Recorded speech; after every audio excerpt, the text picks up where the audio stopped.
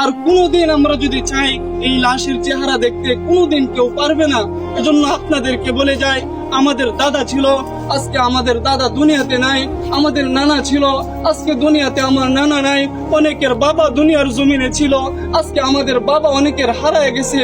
এজন্য আপনাদেরকে আমি এই জানাজা থেকে একটা মেসেজ দিয়ে যেতে চাই।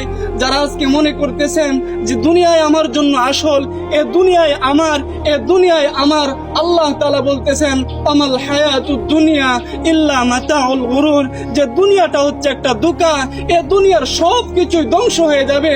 আমাল হায়াতুদ দুনিয়া ইল্লা মাতাউল গুরুর, যে দুনিয়াটা ধোঁকা। আজকে তোমার স্ত্রী, সন্তান, আত্মীয় স্বজন এরা সবাই ধোঁকা। এজন্য মুহতারাম হাজরিন, দুনিয়ার মুখ থেকে আজকে আমরা আমাদের চেহারা, আমাদের দিল, আমাদের কলব আজকে আমরা আল্লাহর দিকে ফিরাইয়া দেই। যে জিন্দেগিতে যত গুনাহ করছি, আজকে এই জানাজা থেকে আমরা প্রতিজ্ঞা করতে চাই আর গুনাহ করব না।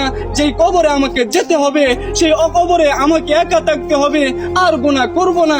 এই প্রতিজ্ঞা করে যদি আমরা এই জানাজা থেকে যেতে পারি, ইনশাআল্লাহ এই জানাজা আমাদের জন্য সফলতা বয়ে আনবে। সুবহানাল্লাহ। কথা আর লম্বা করার কোনো প্রয়োজন নেই। অনেকেই আত্মীয় স্বজন আছে, তারা কথা বলবেন। এই জানাজাই হচ্ছে আমাদের জন্য সবচাইতে বড় সবক, কথা ঠিক না?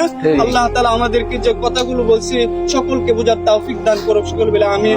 আসসালামু আলাইকুম।